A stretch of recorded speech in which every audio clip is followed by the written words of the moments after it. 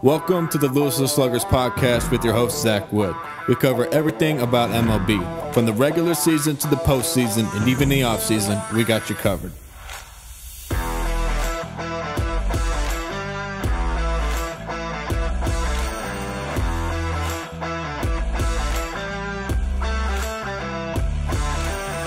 Welcome to episode 26 of the Louisville Sluggers podcast. We have my personal favorite guests on the show, Jake, Marty, and David. We will be discussing Albert Pujols signing a deal with the Dodgers, the no-hitters around baseball, and the Yerman Mercedes situation with Tony La Russa. We hope you enjoy.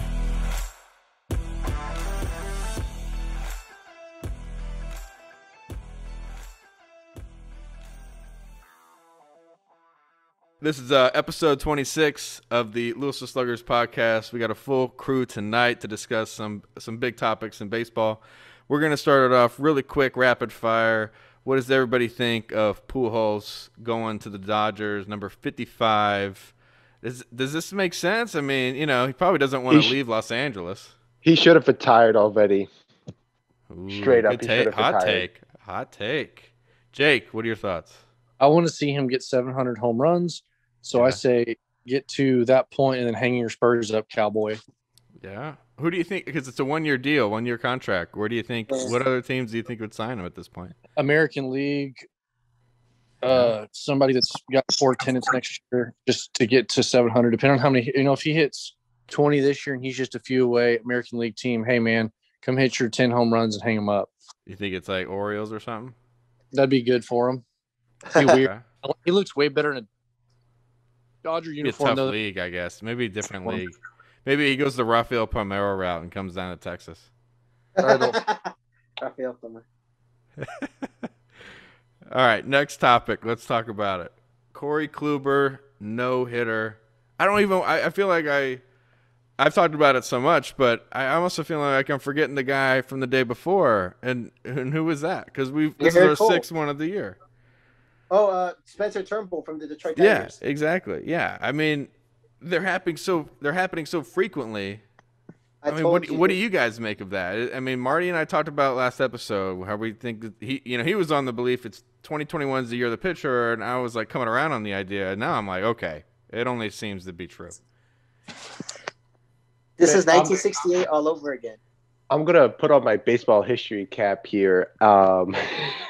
The season with the most no-hitters that's before the modern era, so basically before 1901, was 1884 when there were 12 thrown. Now, granted, that was at a time when everyone and their mother would just eat iron nails for breakfast, lunch, and dinner and threw until they were 75. I could see it happen, 12? but there were 12 no-hitters in 1884. Wow. As much as I can see it happen, if it does happen, it'll kind of kill the game for me, just because it's like you're going to go to a game and think to yourself, this is the game when I see a no-hitter. And then you'll be completely let down when there was no no-hitter. Right. Also, too, I'm going to add, this could also be, they could also move the pitching mound if this keeps going on pace, because if we're right now, they said the pace is 25 no hitters in this season. That's highly unlikely. I think it will maybe at least be we could break the record. Sure. I mean, I think I don't know how many complete game shutouts there have been, or maybe not complete game shutouts, but at least another team being held to 0. But I mean, Rangers haven't scored a run in 18 innings. But also, too, with the pitching, I mean, it's kind of crazy. Like, the strikeouts are up, and then plus the league average is 232, which is pretty low, because last year, the last full season, it was 252. And then I went further back to look at 1968. 1968 was 232. The 237 was the league average. And also, too, in that year, there was the record set for most wins in, I think, the post-1920, and also the lowest ERA post-1920, which was Gibson and Danny McLean. Yeah, and there was also one 300 hitter in 68. It was Carl Yastrzemski, and he hit 301. And I think wasn't that the Triple Crown or was that 67? That was 67 when he won Okay. Triple Crown. And also too, the Cardinals and Tigers did meet in that World Series, and the Tigers, I think. Yeah, Tigers won. Yep, Tigers won in 7. Mickey Lolich really carried it in the World Series.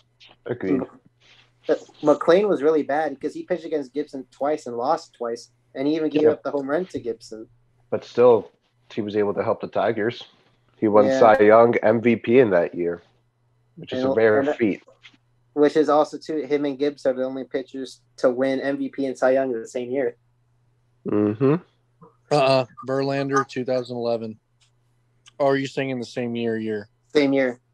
Oh, I got you. And like both leagues, I get you. Yes. That is weird that it happened. Yeah. I mean, I've never been a fan of the MVP going to a pitcher because they have the most valuable pitching award.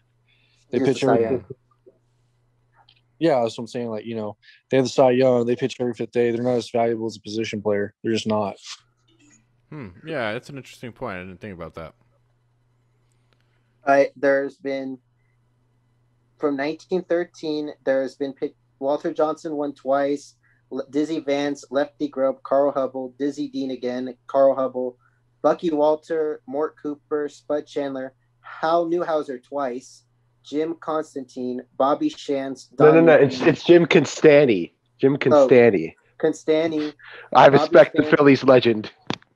Don Newcomb, Sandy Koufax, Bob Gibson, Danny McLean, Vida Blue, Raleigh Fingers, Willie Hernandez, Roger Clemens, Dennis Eckersley, Justin Verlander, and Clayton Kershaw are the pitchers who won MVP. And then Koufax, McLean, Gibson, Blue, Fingers, Clemens, Eckersley, Verlander, Kershaw also won the Cy Young that year. Wait, what year did Kershaw win MVP? 2014, he went 21-3 with a 1.77 ERA and had over 239 strikeouts. Pretty good. That's pretty good. I mean, I felt like the Dodgers were due for a World Series championship like 4 years ago, but you know they finally got around to it. But I mean, so do you guys think that they should move the mounds back then? Because no, obviously there's something here with the ball, right? Because I don't want them to move the mound. No, neither. It's the ball. Neither. They keep it the same, is what you're saying. They've been messing with the ball for a long time. The ball is still 5 1/4 ounces. They either wind it tighter or don't wind it as tight to get the design that they want. You know, the baseball owners have never found a bad idea they didn't like. Sure. So, I love that. Oh, I got to make a T-shirt, dude. If I made a T-shirt, would you wear that? Oh, absolutely. I'd pay for it too. Oh, yeah. All right, I'll make that T-shirt. I mean, moving the mound back would suck for the next 12 years, 15 years, however long, because the kids that are 14 years old now, they'd have to change all these fields or just keep it the same because this might be experimenting. The dudes that are in the minors now, they're going to get to the majors and go, why am I getting rocked? Right. Why am I getting rocked all of a sudden? And they're getting their shit kicked in. Like, man, I was dominating 60 foot. Now my shit's not breaking. You know, now my pitches aren't moving like they used to. And like, what do? I agree. Mound back is a horrible idea. Yeah, there's too many experimentations going on anyway. You know, I think they brought it up only a couple months ago, and lower levels of baseball, and I'm sitting here like, well, why are we doing this? Like, why is it every year? It's something that's getting fundamentally changed, and it's changing everything about it. You know, Futurama, Blurns Ball. It's like it's just like it's silly to me. Like why can't we literally just not change a thing and see what happens for 1 year or two? Oh, and then also too, they also wanted to move them out because they said about how the fastball's like gone up because in 2003, the average fastball was 93.7, which was Kerry Wood and Mark Pryor, who had the two best fastballs of that year. Now we're in 2021. The average is 98.9, so basically 99 miles an hour. Wow. That's the average across the board? Yes. Wow. That is pretty fast. Yeah. Now everybody's throwing triple digits. I mean, back in the late 2000s, the only guy who threw triple digits would be like Kimbrel or Mariano. Now everybody, all starters now throwing. Oh, Verlander! I forgot. Yeah, Verlander. Yeah, I mean Chapman threw some gas today to end the game. Oh yeah. 102.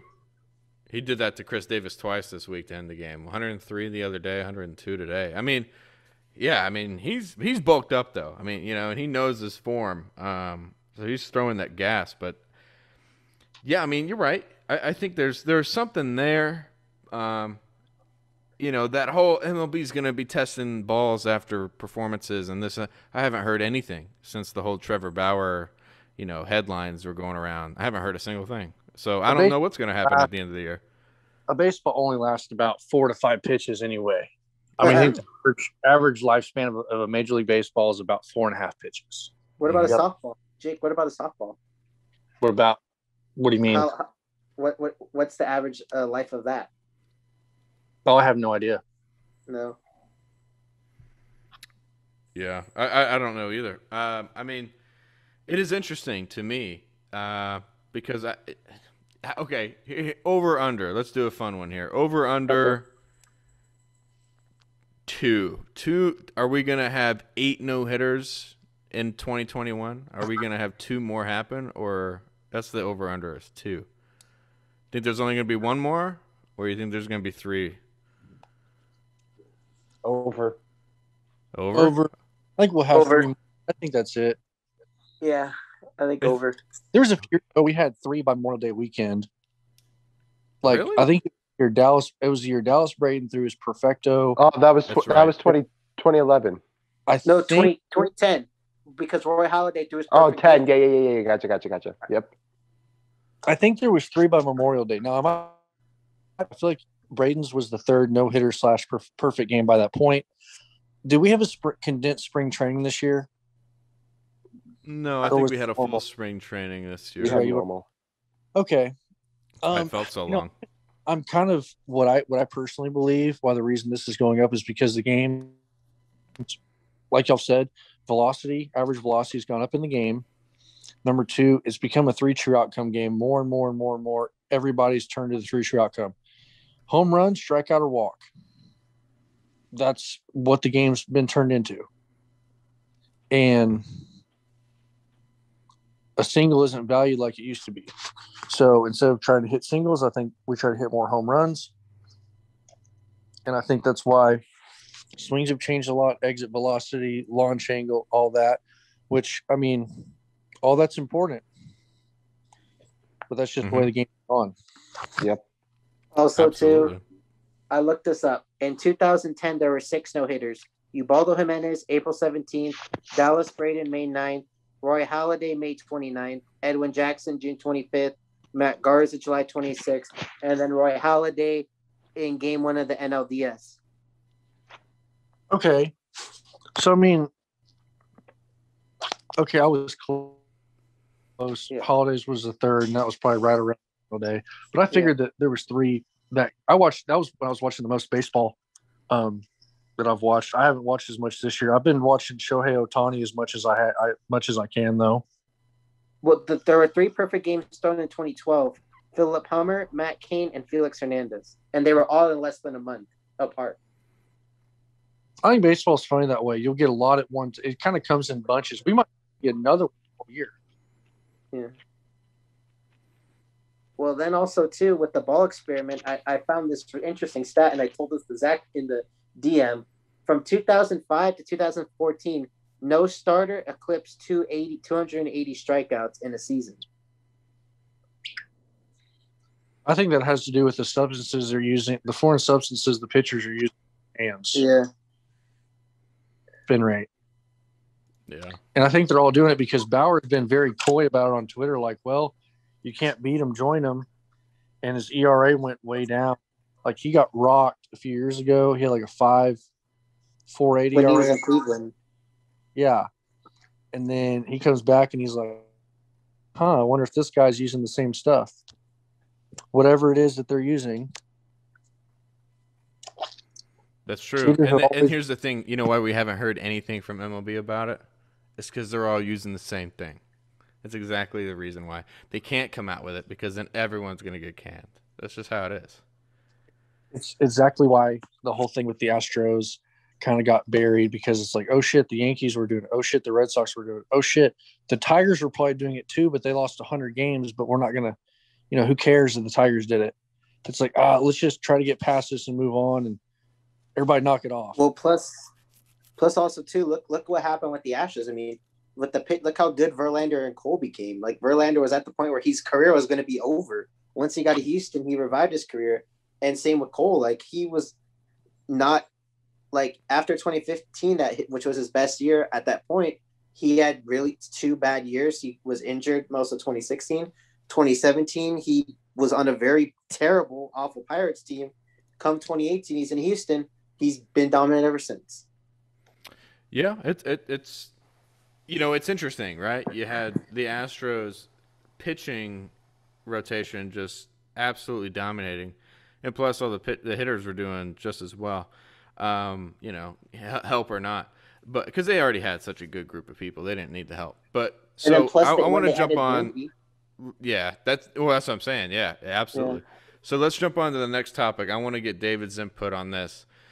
David, what do you think of the whole Yerman Mercedes, Tony La Russa conversation? Yo, I saw this just beforehand, and I'm just like, for the love of all that is good and holy of baseball, let them play.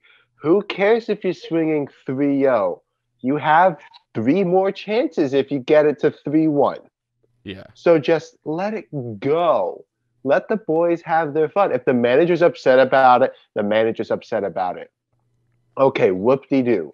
If the player can take an advantage at 3-0, you can take it. He can challenge it, go for a single or a double or even a homer. Sometimes a walk is good, but at the same time, you want to take that little bit of a risk by swinging 3-0. It kind of brings that more adrenaline into it. If he swings and misses, all right, it's 3-1. It's still a hitter's count. He still has the opportunity to get a base hit or to, sack fly or runner home or anything like that. And if you're up by 5-6 runs and it's 3-0, still swing away. It makes everything a little bit more exciting. I agree with you 100%. I mean, so here's literally what Tony La Russa said. This is from Jesse Rogers from ESPN. Tony La Russa was upset that Yerman Mercedes hit a home run on a 3-0 count last night in a blowout win. He made a mistake. There will be a consequence he has to endure here within our family. I mean, how ridiculous is that statement? It's like Tatis all over again, for God's sake. And he had the bases loaded. I mean, it just doesn't matter. What are you doing? I said this. I hate saying it. I don't like saying this. But just pitch better. If you pitched better the whole game, you would have never had to put a position player in the pitch in the first place. Amen to that. And I heard today there was a position player pitching for the Rays game when it was like 9-1. It's like these teams like, oh, if we're down by 8 runs already and it's the 3rd inning, like we're not gonna bother. We're not gonna bother coming back. It's not worth it. We don't want to get hurt. We don't do this, do that. Man, I remember back in the day, Randy Johnson. I always bring this example up. Randy Johnson blew a game for the Yanks in the first 3 innings of the game, and the Yankees were losing really badly. And then they came back 13 runs in 1 inning, and they won that game. I mean, it was a crazy game, and I just hate seeing this kind of talk from a manager. I mean, it just looks stupid. Like Yerman said, I'm going to play like that. I'm Yerman. I can't be another person because if I change it, everything is going to change. We're just having fun. It's baseball. Can I also add something that also too another Absolutely. player was involved with? And okay, first I just want to give a shout out to the Phoenix College Bears softball and baseball teams for going to the College World Series. They had a phenomenal year. Shout out to them. But also too Lance Lynn. Yeah, and Tim Anderson. Yeah, he told Lance Lynn, Lance has a locker and I have an office. I don't agree. Like, you're really going to disrespect your pitcher? And plus, Lance Lynn was with Tony La Russa on the Cardinals. How you lose the locker room right there. And I absolutely cannot stand, okay, there's some unwritten rules in baseball that I completely agree with. If you're up 10 runs, you don't steal the bases. whether you're Mhm. up or behind. That's just something you don't do. Stealing the bases, That's push. that's one thing. Yeah, You don't throw at guys' heads. That's Yeah. another thing. You're going to throw at a guy, which I don't agree with either. I don't agree with throwing at guys. I want my guys healthy, and I think my guys are better than your guys. So I want my guys healthy. So I'm not going to try to play beanball. So, but don't throw at guys' heads for sure. I mean, really, it's like I'm not really a big fan of the huge, crazy bat flips, but whatever. They're having fun. MLB does a poor job at promoting the game. If that's going to help the game grow, then so be it. But don't swing in a 3-0 count. Now, if you missed a sign, that's something you talk about in kangaroo court. And okay, bring your wallet. You missed a take. You hit a bomb. Cool. Bring your wallet. It's true. It's true. And how would you feel if he was in the wrong? You got to defend your guys, because that's what I loved about Banny when he was a manager of Texas, and same thing with Wall. His guys back. Tony La Russa's like, I don't care. I'm already in the Hall of Fame. I'm just an old baseball man. We've been doing things like this. That's the wrong way of thinking. It's always been the wrong way of thinking. Oh, and then can I also add? He said that he was happy that Tyler Duffy threw behind Yerman Mercedes. He said he deserved it. Like, really? You're really gonna just not defend your player? You're just gonna go out and say, "Oh, I'm happy he got thrown at." Like, and then I see people like CC Sabathia. He said La Russa should be fired already. Honestly, I think he should be fired. Like, just because I thought it was a bad hire from the start. I think we definitely talked about this on the podcast. I think we definitely brought this It was up. a bad hire for the Sox. They needed youth, and they got the oldest possible man in the universe. You see what he did with Arizona in 2011? Yeah, no, I'm good. I don't want Tony La Russa on my team. No, thank you. And plus, look what he did with the Diamondbacks. Like, he gave Zach Greinke all the money. I mean, Greinke, he was decent, but he didn't live up to what he did when he was in LA. And then same with Madison Bumgarner. Yeah, I don't know. That one's a tougher decision because that's more front office, I think. But yeah, absolutely. They could have hired Mike Scioscia and been fine. Why did you hire Tony La Russa? Or AJ Hinch. I agree. AJ Hinch was even a finalist for the White Sox job. Well, that's the funny thing is that White Sox, I think, were convinced they were supposed to have Hinch because they posted a graphic online when they were confirming the La Russa hire that had the autograph of Hinch and not La Russa on it. And then they had to quickly delete it, and then they had to change it. I remember seeing that. They were convinced that Hinch was going to the White Sox. I don't know, man. I just think that. And what's kind of funny is Fernando Tatis, if we're going to get mad at your Mercedes, then somebody should get mad at Fernando Tatis. Tatis did the same thing twice last year, and that would both hit a grand slam on a 3-0 pitch. Yeah, I find it so crazy we have to relive the same thing twice, and we didn't learn from it the first time. Like, I don't know, man. I just think that this is why MLB is dying. Is they don't want to let the players have fun with it. This is something that they need to do in order to market themselves so they could actually be irrelevant again. Because for a while after the 94 strike, MLB was having a very hard time trying to get fans back after the 94 strike. And I think around 2015, 2014, they were getting their fans back. And now with this, now people are probably not going to watch this game anymore because of the fact with people like Tony La Russa criticizing his own players for hitting a home run on a 3-0 pitch. Let the players be. If they want to have fun with it, have fun with it. So to close out, because I think we have to end the meeting in 10 minutes because of the 40-minute limit or whatever. To close out, I'm pretty certain that position player who was pitching, I'm pretty certain that he threw a 75-mile-per-hour pitch in an earlier at bat with some other player, and then he gives up this 47-mile-per-hour bomb to Mercedes, and everyone's starting to get upset. It's like, if he hit it off 75, would it have mattered? You know what I mean? No. It's like, I don't understand. Nope. Like, what do you? It's like, if he would have hit it deep to right field and got caught on the, the warning track, would you have cared? No. And it's like, Mercedes is he's a player. He's doing his job. He's performing. At the end of the day, he's performing. And he knows, just like every other player knows in the bigs, it's like, you have to perform. You have to worry about yourself in some cases. It is a team sport, obviously. But, your next big contract is going to come from your numbers, and that's all that is. I mean, to me, just how about you get a better bullpen or a better rotation so you don't have to deal with this anymore. Hey Zach, can we also add one thing? Can we talk about like for like a little bit, like just quick, briefly, the Oakland A's with their whole relocation controversy? Oh yeah, that's a good topic actually. Yeah, let's do that real quick because we only got a couple minutes. Bring the A's back to Philly. I hope they move to Vegas. I don't know if the weather's going to be good for them there. They have to get a enclosure. They would just build a dome. Yeah. They would just build another high-profile stadium. Yeah, that makes perfect sense. Oy vey. Let's build another stadium by paying taxpayers by making the taxpayers pay for it again. The tourists pay for all of it. I don't want Vegas. It's too hot. I don't want another dome stadium. Like send it. I had a buddy say send it to Portland, like Portland, Oregon, or something like that. Send it to Oregon. That's a war zone right now, but. Okay, fair point. I see you. What they should do. Portland, I don't think Portland's popular enough. I also think that how the territorial rights work, that Seattle would cry about that, just like San Francisco cries when Oakland says, "Hey, we're going to move to San Jose." They're like, "No, you're not. That's our territory for media and television and stuff." Right. That's also a good point. Well, what stinks is I've seen some really great Oakland Athletic Stadium mock-ups, and I'm like, yeah, let's do that. I'm all aboard on that. Let's do that. Rebuild the they stadium. Need a change of. Yeah, they need like something new to look forward to when they go to work. But did you see what the reason why was? They interviewed the mayor, and it was something to do with the money, that they can't afford the money. And can I just say, the city of Oakland, they've done the Warriors.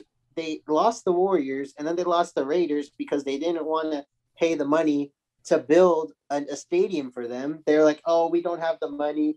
Or they basically said, we want you to pay most of the money, and we can only pay half of it, when in reality it should be 50% the team or franchise and 50% the city and like the rest, like the city. Like, that's the reason why I think Oakland maybe should. I mean, if the city of Oakland lost two teams because they didn't want to afford the money, then by all means, maybe Oakland should leave, because MLB already said that they gave them until a couple of weeks after All-Star break to decide, or they're going to get involved and tell the A's that they're going to move them to somewhere, maybe like Montreal or somewhere. Hey, Montreal would be a good fit. Bring back the Expos.